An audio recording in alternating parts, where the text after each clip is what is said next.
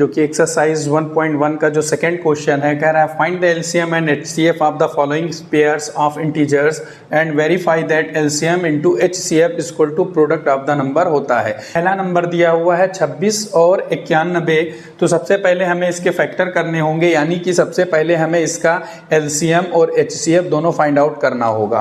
तो चलिए देख लेते हैं किस तरीके से किया जाएगा। अगर मैं 26 की बात करूं तो जो 26 है तो वो 13 दूना 26, तो एक फैक्टर 26 का ये बना।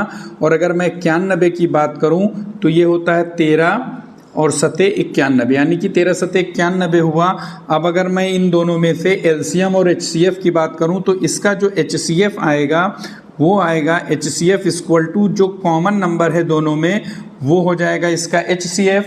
और अगर मैं एलसीएम की बात करूं, यानी कि यहीं से अगर मैं एलसीएम की बात करूं तो 1 13 और एक नंबर इसमें से निकलेगा, यानी कि 13 into 2 into 7 is equal to 182, यानी कि इस नंबर का जो एलसीएम आया वो एचसीएफ जो आया वो 13 और एलसीएम जो है 182। अब वो आगे कह रहा है कि इसको वेरीफाई करना है, तो वेरीफाई हम किस तरीके से करेंगे। हमको पता है LCM into HCF equal to ये होता है first number into second number, यानी कि first number into second number, या हम इसको बोल सकते हैं प्रोडक्ट ऑफ द नंबर।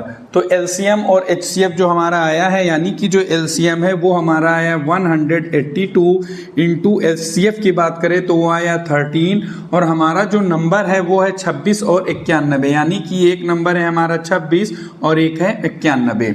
तो अब अगर मैं इसको मल्टीप्लाई करके लिखूं तो 13 दूना 26, 6 2 104 और 2 106 के 6 10, 13 कम 13 और 10 23, तो 2366 इधर आया। और इधर 26 और 91 को अगर मैं मल्टीप्लाई करूं, 26 और 91 को 6 2 4 5 23, तो 6 4 2 6 और 2 3, यानी कि 2366 जो है ये हमारा फर्स्ट और सेकंड नंबर को मल्टीप्लाई करने पे आया। तो क्वेश्चन हमारा यही कह रहा था कि पहले तो आप इसका एलसीएम और एचसीएफ निकालिए और इसको वेरीफाई करिए कि ये प्रोडक्ट ऑफ द नंबर होता है। तो जैसा कि हमने यहाँ देखा LCM into HCF equal to first number into second number, तो एलसीएम 182, एचसीएफ 13, मल्टीप्लाई करने पे 2366 और यही नंबर्स का प्रोडक्ट जो है वो भी आ रहा है। इस तरीके से ये क्वेश्चन जो है ये वेरीफाई हुआ।